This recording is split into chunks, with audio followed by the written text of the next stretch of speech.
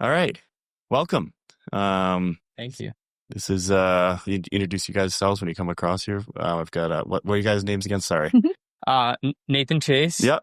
and owner at Talking Threads and Swell House, along with. And I'm Kaylin Flynn. My nickname is Kai, and I also am co-owner with Nathan at Talking Threads and Swell House. Awesome. Yeah. So Talking Threads and Swell House. Talking Threads is a thrift store in Ogunquit. Swell House is a recently opened coffee place in Cape Neddick. I'll start with you guys. We've got your guys' other business partner, Coffee House, coming shortly. So we'll start, I guess, with a little bit about Talking Threads and who you guys are and how it came about and all that stuff. For sure, I want to hear kind of all about that portion because it's a really cool business. Been around for a little bit now in Ogunquit, and it's definitely popular. So I'll let you guys take it from here for a minute. Cool, thank you. Yeah, we're on year 5 at Talking Threads, which kind of blew by. We signed around this time, and we had the full winter to kind of build out before our next, season to kind of drop right in. I grew up in Ogunquit, so it was kind of really special to open up a business and stay in town and see the people that are coming in and build like a bit of a community and be part of the community in Ogunquit. So me and Kaylin met roughly a couple years before that and reconnected kind of around the time when we opened up the business together, which is a little crazy, but maybe she can kind of expand COVID. on that. But yeah. We met because I was a craft beer rep and he was managing Liquid Dream Surf Shop. And I went over just to kind of pitch the beer product. And Nathan was making some of the decisions on what would be on draft there. And so I kind of just started hanging around and learning their trade a little bit as they learned mine. And when COVID hit, that I ended up leaving Peak, and I asked Nate if he could help me figure out how to get in the water because I needed something to do during that time. So long story short, we started hanging out and surfing just as buds, and then it just kind of blossomed from there. So we started dating, and then I was just doing a vintage shop in Wells, kind of a pop-up style, and Nate enjoyed thrifting with me alongside. And then with COVID kind of shutting things down, it was harder to pick stuff thrifting and whatnot. And so we were challenged to take what we already had, and Nate got into sewing, and we just started upcycling and kind of needed a bigger space than what I had at the time. And so Nate saw for lease sign in Ogunquit, and I remember hating the space. I was like, I don't know about this one. And he's like, this is downtown Ogunquit. Like, You can't be picky. This is sweet. So we signed that lease, signed 5 years after a few months of dating. And I was like, if we could do this, we can do anything. Here we are 5 years later, and we just started our new business. So That's awesome. Has your guys, is like the two of you, I guess, or even separately, have you always had a goal of like starting your own business? Is kind of something that you guys saw in your future forever? Like I know you were managing Liquid Dreams and you were at a brewery place doing sales and stuff like that. Have you always envisioned yourselves as kind of business owners doing something that you love your whole life? Definitely. Absolutely. Yeah. I'm such like an ideas person, and I can't really sit still doing one thing. Mm-hmm. And so I knew I needed to kind of create a job around that. And I've always enjoyed leadership aspects and like seeing an idea through. And I thought maybe I went to school for business and entrepreneurship and kind of went from there. Mm-hmm. So yeah, no other job positions that I could kind of research would fit the bill. So I figured I had to do something my own. yeah, I'm not sure if I specifically, wanted to run this style business, but it was something that I adapted into over time. I was in retail for almost 10 years at Liquid Dreams, and I kind of saw trends in fashion that I thought were repetitive and weren't aligning with what my goals were in life. So I got kind of reintroduced to thrifting and vintage through Kaylin and hanging out with her.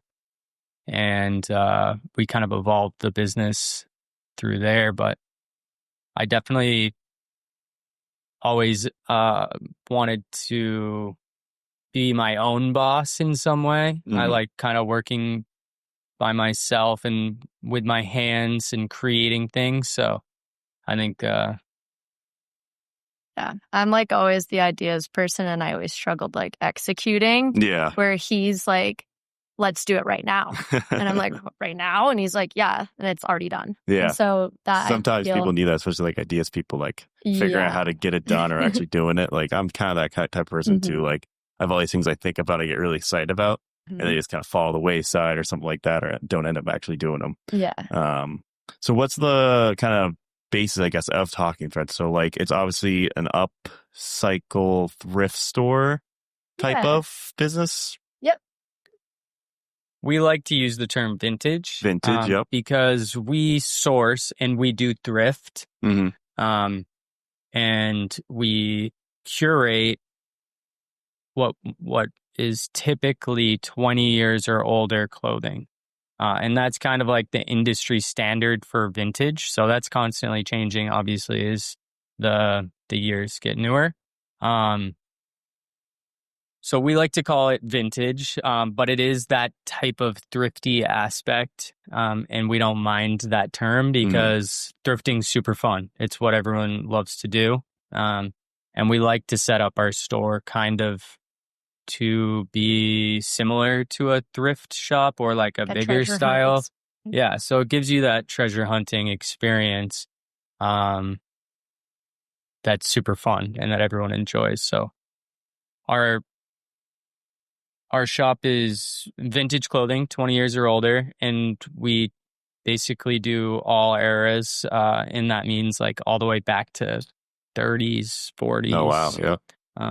We love the 70s. And then, we really like 70s and 90s. Funky, and we're not super into specific brands, higher end brands like, for example, Levi's or LL Bean. Yeah, so we bring it to Maine. Anything that looks cool and funky and is vintage, we pick it up and so that catches your guys' eyes. Yeah, and we find a new home for it. That's what we like to say. Yeah, and then the second half of that is an upcycle shop. So taking old textiles and seeing how we can rework it into something. Oh, so you guys put your own kind of touch on some of the stuff. I know you mentioned knitting and stuff like that. You guys kind of do. Yeah, mostly sewing. We screen print and we can do some embroidery, but Nate is a whiz behind the sewing machine. So I help him kind of design things, and I can do some very just simple patchwork style stuff. But Nate can pretty much take a blanket and turn it into an amazing jacket or, just preserve it in ways. He's really into restoring old cars, and maybe a dream now of doing some like motorcycle leather work on seats and stuff. Oh, cool. So we're always looking for unique material. And then he's whipping up curtains and stuff for old antique vehicles and stuff. So it's not completely pigeonholed into clothing, but wherever we can take it, whether it's house goods or on your car, on your bike, whatever, but mostly wearables. I would say it's kind of been the bread and butter at Talking Threads. That's awesome. What kind of like clientele you guys kind of get over there? I mean, I know you're in Ogunquit, so obviously Ogunquit's sometimes viewed as like an older clientele comes around, stuff like that. But some would argue it's become more younger people. What kind of clientele is like looking for stuff like that? It's all over the place. Yeah. We tried to make kind of a standard demographic feel, and it was from 15 years old to, I would say, people that were interested went all the way up to 95 because they were coming in and it was memory lane for them. Yeah. And so it was remember whens, and it was really cool to see and hear those stories. It really was on brand with our name, Talking Threads. But I would say a lot of the upcycle pieces, we love kind of a little bit of like streetwear style. So some of those upcycle pieces get targeted down to a lot of kids from the city, from New York City and Boston, they'll come in and they really appreciate the things we're making. Mm-hmm. Yeah, I'd say the demographic for upcycle is definitely younger. Being in the 16 to almost 35, 40 age group, which is a big age group, but I think the older generation doesn't necessarily see that upcycle as well. Yes. But I feel like we're also adapting too. We're making more like jackets and wearables for even, I don't know, my parents and such, but so all over the place. Come on in. No, come on by. Yeah, there's no problem at all. We're going to have a live kind of jumping on the scene here. Taking trips. Yeah, we just been talking a little bit about Talking Threads and their background stuff, but yeah, you want to introduce yourself? Sure. Hi, I'm Michaela, part of the three amigos that opened Swell House. And yeah, happy to be here. Awesome. Yeah, no, thank you for coming out. Yeah, we've just been kind of discussing kind of the background, Talking Threads, and that business is everything.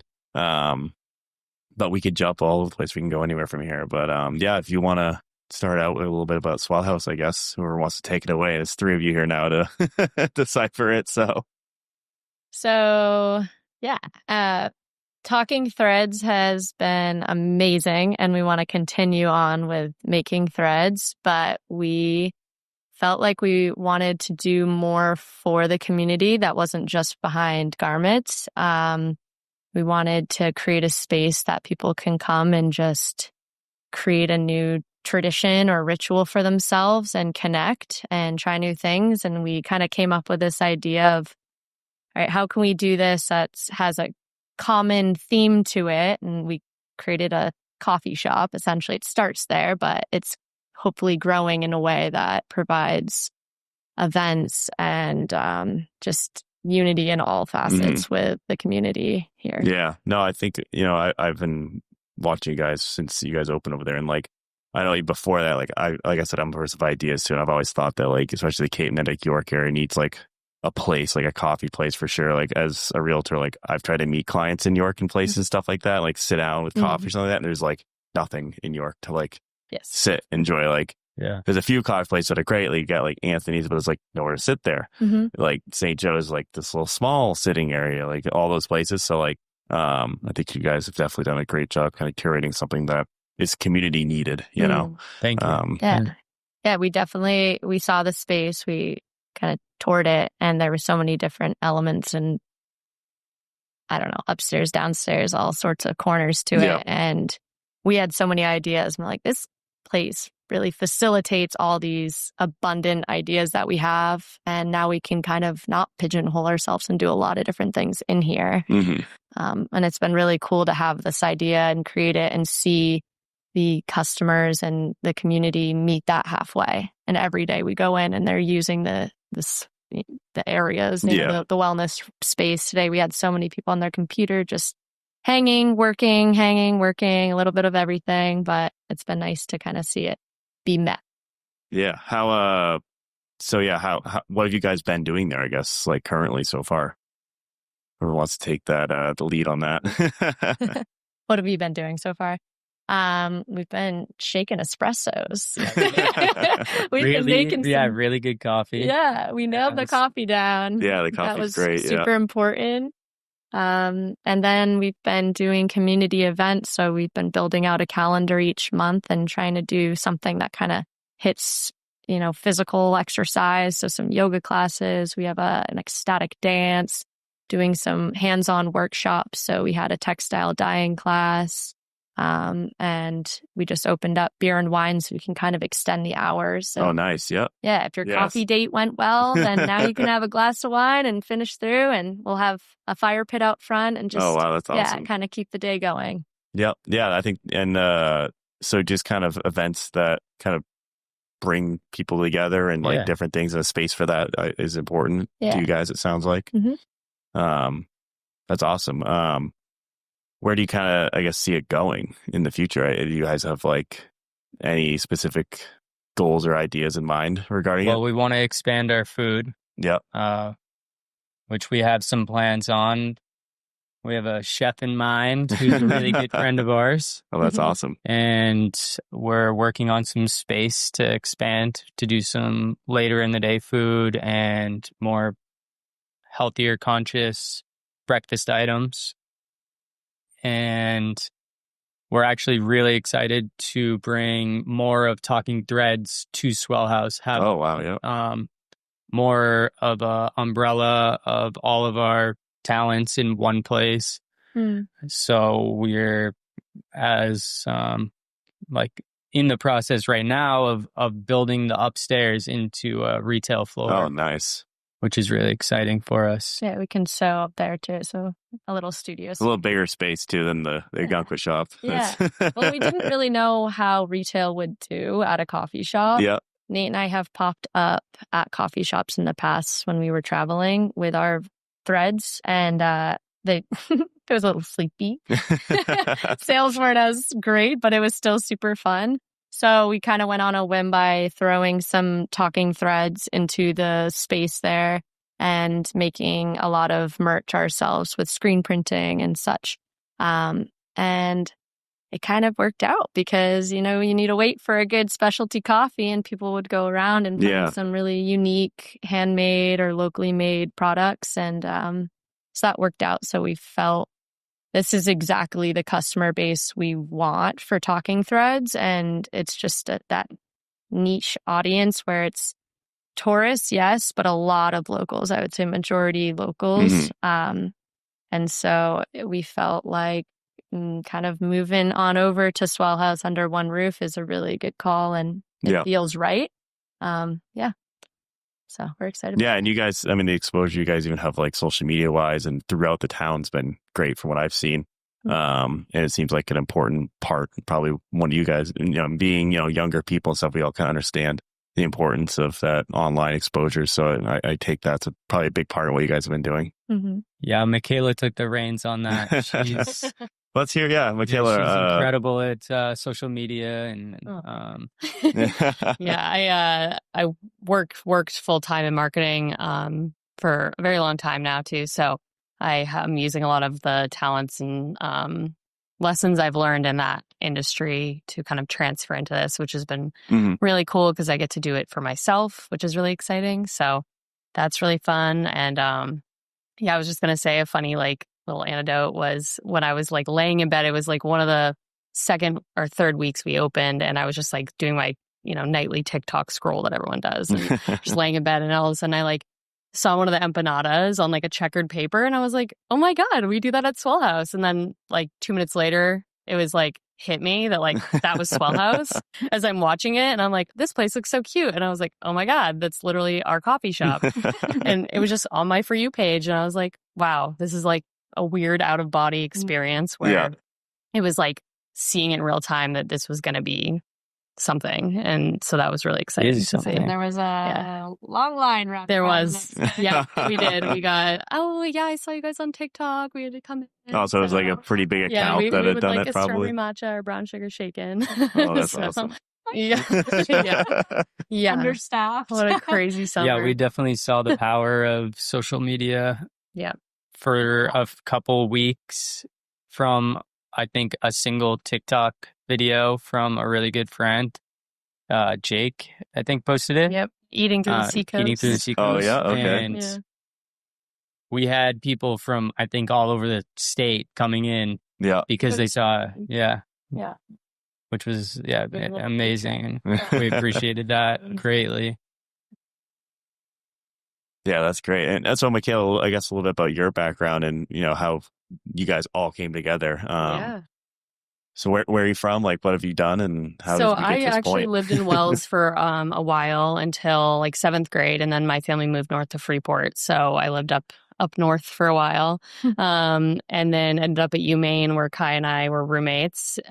So we kind of met there, and then we just always kind of had to draw back to each other at some point in our lives. We always kind of would run into each other. And then I think it was during COVID, I was starting to come up to Ogunquit, and I just loved the area. So when I kind of came time to moved back here, it just felt so natural and so good. And so I'm very happy to be here and be back in this community.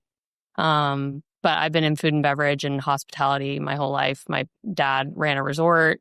So I was, working since I was like probably 11 or 12. I probably shouldn't say that. Like child labor laws, but just helping. And so, operations comes really natural, which is really nice. And then obviously the food and beverage is more my forte than the retail, but I'm learning a ton from them, which has been really cool to kind of see them behind the scenes, because as a frequenter of Talking Threads, you don't really see how that's made. So it's very cool to now be part of the process. But yeah, it's just been really cool to kind of build something and in the food and beverage space, which is what I'm the most passionate about. So currently still working in marketing and doing that full time. And then, we're kind of doing this together, which is really good. It's nice to have some good partners behind you to, expand on things. Yeah. And that's the beauty of it. Like, especially small business wise, like everyone has to kind of grind it out, especially for the beginning parts of it. It's like, can't quit like the full-time job quite yet, you're just like working both ends of the can. Like I did the same thing. Like when I got into real estate, like I still had a full-time job like the first year, and then it like hit a point where I'm like, all right, if I'm going to do this, like I'm going to do this, that type of thing. Yeah. So yeah, I mean, I think that's kind of a really commendable part. Most people that kind of get into this, a lot of things that like people don't recognize about small business owners too. It's just, the first couple of years, it's like really a grind. And some people make the mistake and jump ship too soon, and some people wait too long, and then they're just stressed out the whole time. I had the same conversation with Michael of Beach Bum Threads, because he was kind of the same thing. It's like working the full-time job still, but working on this whole other business. But yeah, so how did the kind of idea, I guess, of Swell House kind of formulate between you three? Like, it felt like a dream that we will, it was like one of those sitting around the bonfire, quite literally talking about how cool it would be to have this space that we all really crave and really wanted in the community. And it was like one of those things where we just talked about it. We came up with this, I think we had like a shared note for like the last year that was like just random ideas and like names and things that we could, like Kai was writing Instagram captions before this was even a thing. Probably had the name picked out for almost 2 years. Yeah. Oh, wow. So it's been We're just multi-year looking for process. the spot, essentially. And we had the name picked out before we knew it was a coffee shop. I Yeah. think we knew it was a coffee shop 4 weeks before we opened. Yeah. We really So it is a thought it was name. going to be just this like community space that had, just all these different things. And we're like, okay, now we need to like break this down. Yeah. It's one theme where people come in for a very easy, they come in knowing what we have, and then they'll see what else we can offer. Yeah. And the word house, I think, was kind of the deal breaker. Sorry, do you want me to the word house was really the deal breaker for me on the name when we were kind of talking about what we wanted to call it, because if we had gone like Swell Cafe or Swell, or any kind of cafe, it kind of puts you in this box that I don't think we really wanted to be in. Whereas house really just says like it is a house. It has all these different rooms. It has all these different aspects to it, different people coming in and out of it. So that was kind of more what we were envisioning than just like a cafe. And the feel of it kind of, the house kind of fits it, because like when you walk in, it's like there is multiple rooms. It is feel like this homey place to be. But yeah, I think when you said finding like something that you thought the community like needed, that's probably like a big decision making point of that, is like something that you think is needed in the community. Totally. I think you guys hit on the head with that for sure. Thanks. Yeah, I mean, you can see the popularity of it. Like people are obviously drawn to it and are enjoying it. So I think it's been that's great. So that was like a multi-year process for you guys, I guess, just trying to figure it all out and come up with the idea and then find a place. Probably the toughest part about it. Actually, kind of. That kind of just landed. Not that it was easy. It wasn't easy, but it was the first place, more or less, we actually toured, and it kind of appeared to us, which is good. And it's a carriage house from the 1800s that unit specifically, and just with the exposed wood and everything, it just felt so beautiful. And the way that the natural lighting came in, I knew I was inspired to want to get behind a machine and start creating and start connecting. And so the space came pretty easy, but yeah. Yeah, and it's all about timing too. If something falls in and, it all lines up nice, for sure. So yeah, what do you guys kind of envision like it more becoming in the future? Like you seem like you're on the right track with what kind of you're doing and everything, but what more, like in terms of the community needs, like I guess a big thing in the small business around here for sure is like off season stuff. Like that's where a lot of small business that I see around just kind of struggle to draw the people out and stuff like that. You guys have things in mind that are kind of combat that a little bit? Well, everyone needs coffee all year round.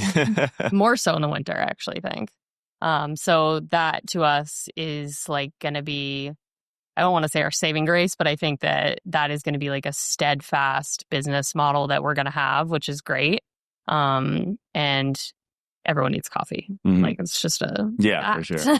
or a matcha Ritual. And then I think the bigger thing is giving people in the community those events and community spaces to be when it is that seasonal depression time and there's not a lot going on, because everyone has a million things in the summer and there's a lot of activity in Ogunquit and York and everywhere. But having somewhere that you can rely on to, have somebody there to talk about anything with, like anybody behind the bar is going to shoot the shit with you and, talk about the community. And yeah, I think you guys honestly have a good location for it, to be honest. Like, so, and like, so Ogunquit's like, I think they've done a great job in years, like the recent years, to bring out that winter crowd. Like it's a lively place.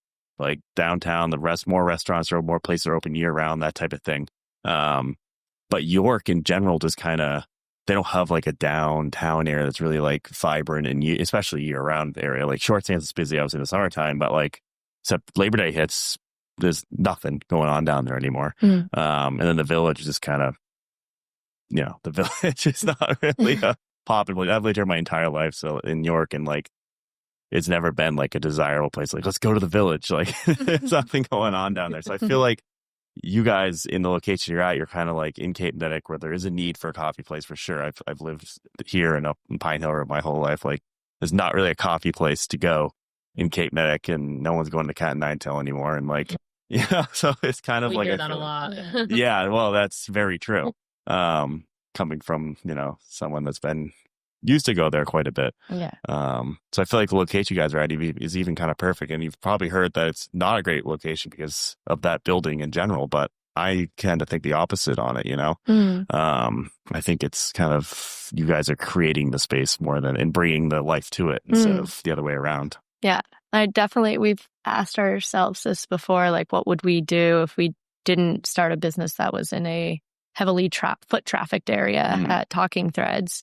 And I kept thinking I would hate to be just waiting around, right? Waiting around. But I think with Ogunquit, there's so much tourism there that it almost takes parking and all the traffic, and it's kind of hinders the locals from wanting to go and enjoy and experience I think that's exactly right. Yeah. And with, the parking going up and everything like that. This year for sure was a huge test for all that. Like I found myself and people I talked to that are locals, like I'm not going to go downtown and, fight to get there, 100%. then fight to get a parking spot and pay, up the ass to park down there. So I found myself going to places that had parking. Yeah. Like we even have employee parking, and it's no guarantee that you get a spot. And so it would deter us. And when we saw the Swell House space, it has, I think, 55 parking spots out back. Yeah. And it's just makes it so readily accessible to people who want to drop in and have a bite and chill and then head out and not have to deal with all the stuff that comes with, going out. Yeah. No, I find myself stopping there. It is all the time when I'm on my way by, just because it's, you pull in, you grab what you need, you go, you don't have to fight through anything or anything like that. Like I said, like found myself this year, like going to places that have parking that are a little outside of town, like that easier to get to. So I think that's, bringing the people towards you instead of going where all the people are is kind of maybe an advantage on that side of things. But yeah, I think it's, I think you guys are kind of bringing in what is going to draw people there in a way. Well, we've all grown up here, and we definitely struggle in the winter months where you feel a little abandoned. Everything kind of shuts down, and you're like, all right, well, now I'm not working 100 hours a week, and I want to go do something. I want to be social, or I have a paper I need to write, or whatever it is. And we just kept trying to figure out those blank spaces and how we could fill that and bring that to the community. And it just kind of is one of those locations too, where it creates that like environment of just circulation. But yeah, thanks. Yeah, it's almost like the closest place to even do something is like Portsmouth at this point, like especially in the wintertime. Like once everything closes down, it's like January, it's like where you're going to do something like that, where you're going to, hang out and, sit around, do some work, something like that. And hasn't been really a proper space for that. It's hard to be a Mainer too. Like, I don't think we talk about it enough. Like, to be a full-time Mainer and watching everyone kind of influx and then come enjoy, the place you live. And you guys are just, everybody's working so hard and to make it the special place for everyone else that we kind of forget that we live in one of the most beautiful places in the country, and we don't really get to enjoy it during that same time. So I think another big thing for us is like the work-life balance and making sure we're doing the things that make us happy and, being able to enjoy the place we live. And I think part of that is having the community that we live in understand that we're there for them. And it's not, it's for York, it's for Ogunquit, it's for everybody that lives in that area to just come and gather and have somewhere that's also for them. So that's why we're year round. Yeah, exactly. Except maybe in January. Yeah, we might take a little search. We might be in Mexico. Everybody goes a couple of weeks. Going to Mexico. Yeah. January, February, for sure. Mexico's like, what the heck? It's our turn to shine. Yeah, and it's especially in the service industry, like hospitality, service industry, like everyone gets, it's summertime, it's like go, go, go, go. And then it's like all of a sudden it's like it's October and you're like, whoa. Like, and now it's cold and I have time to go outside. Yeah. I don't want to be outside. September is one of my favorite times to like be around here though. Like September, October, right after Labor Day, it's like a couple weeks where it's like there's not as much traffic. Like it's still kind of warm, especially this September. It's been like beautiful weather and everything. So it's like, oh my God, I can catch my breath and like go do stuff.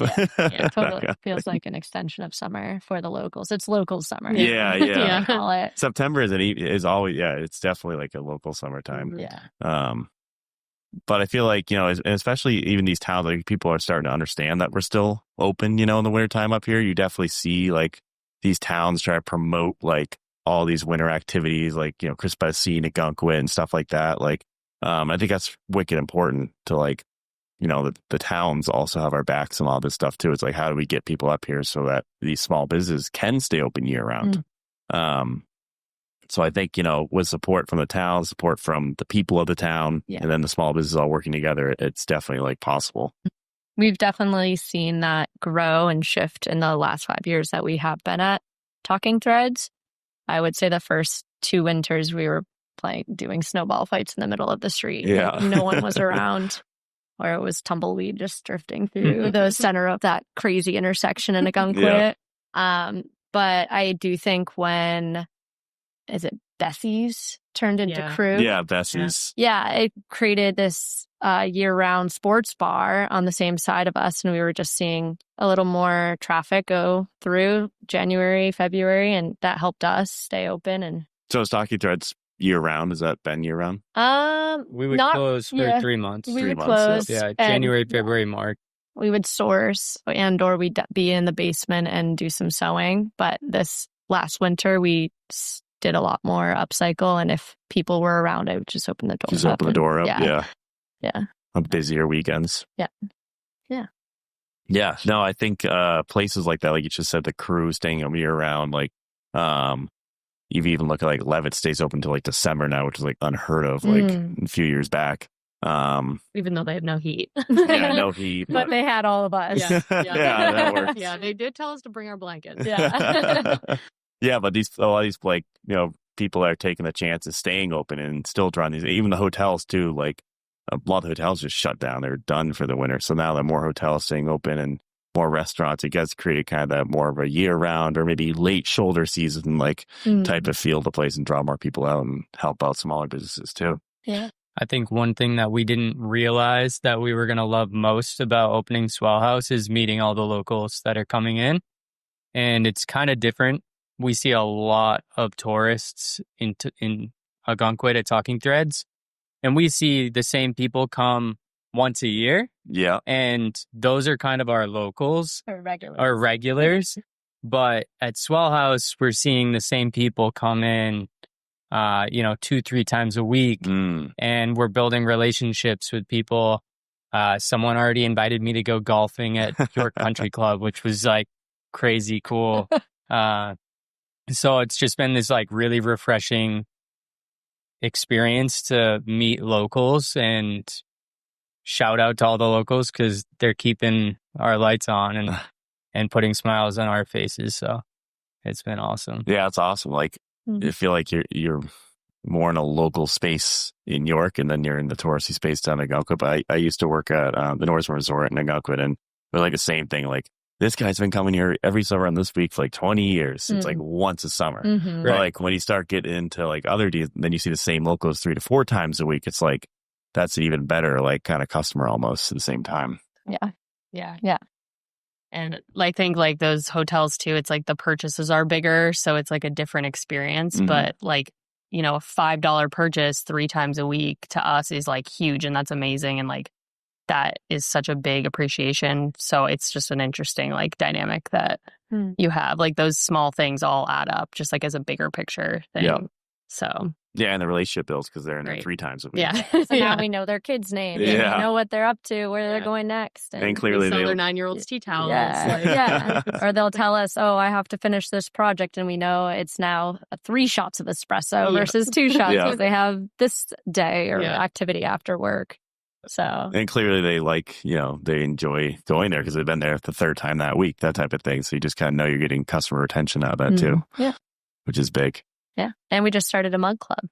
Yeah. A what? A mug club.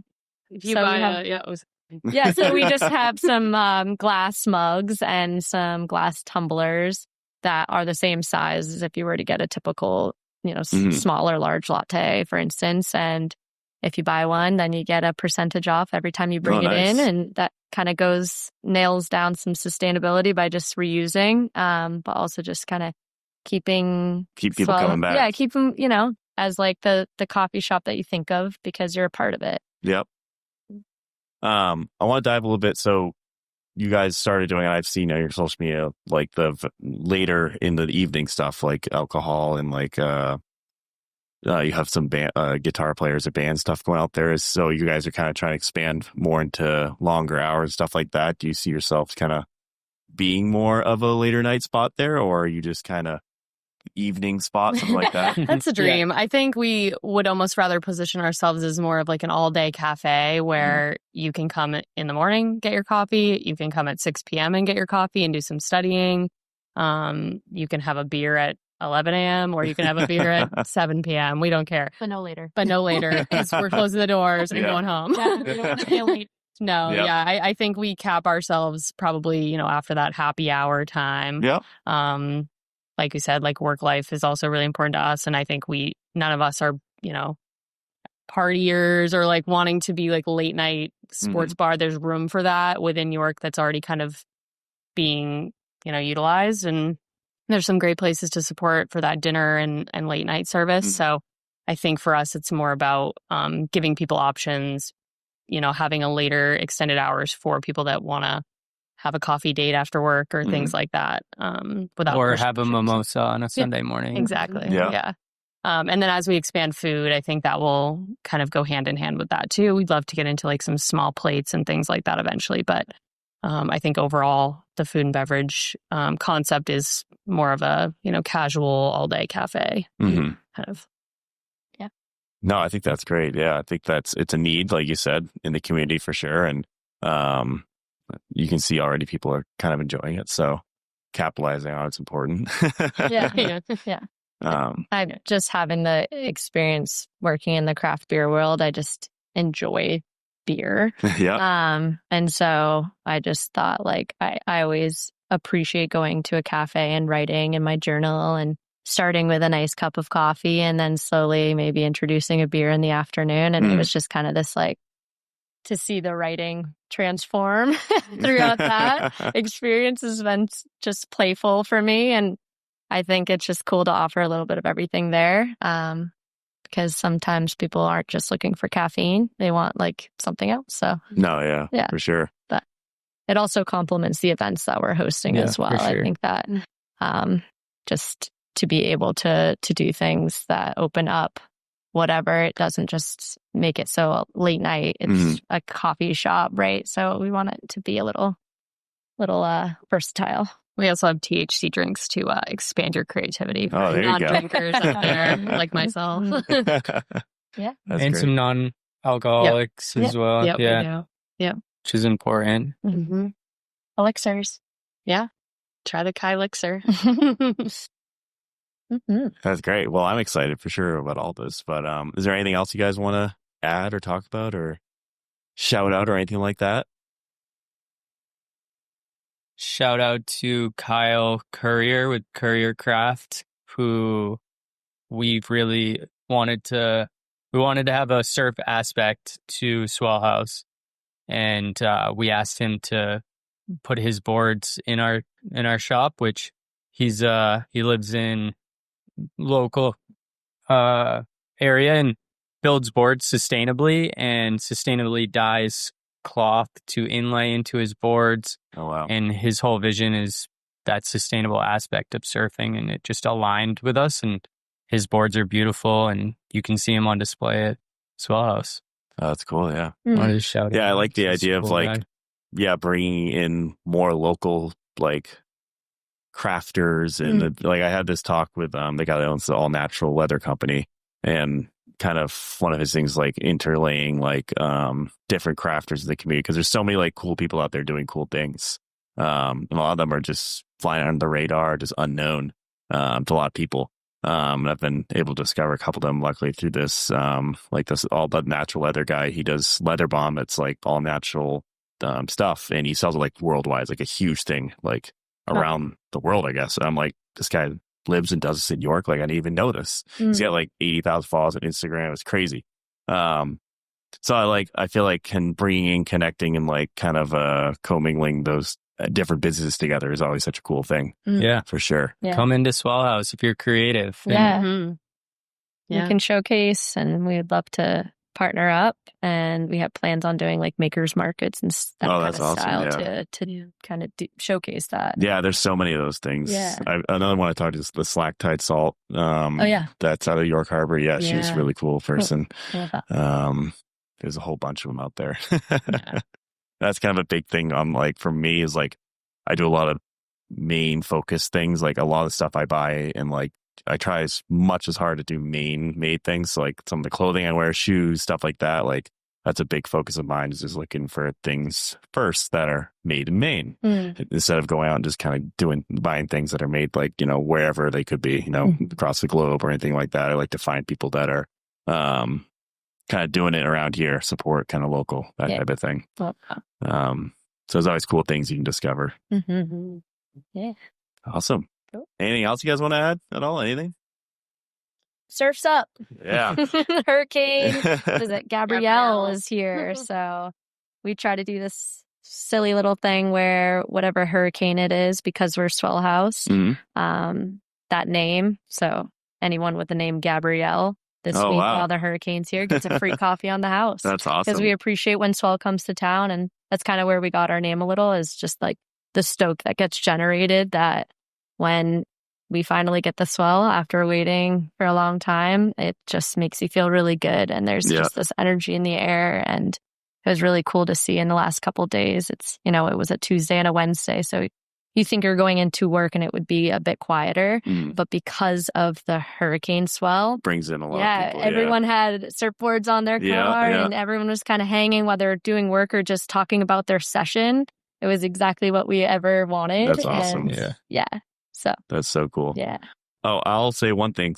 If I get this podcast out tonight, which hopefully I can, but we're doing Anchor is doing tomorrow morning with you guys. Oh, yeah. We're paying for everyone's coffee on from that, too. 7 to 10. So we've been trying to push that out there and get as many people to come out as possible. Yeah. So if I get this out tonight and everyone hearing, come by tomorrow, 7 to 10. Coffee on Anchor. Coffee on Anchor. So we'll be there and we'll be giving away coffee, hopefully. And so yeah, awesome. Well, thank you guys. I really appreciate it. I love what you guys are doing. I think it's awesome.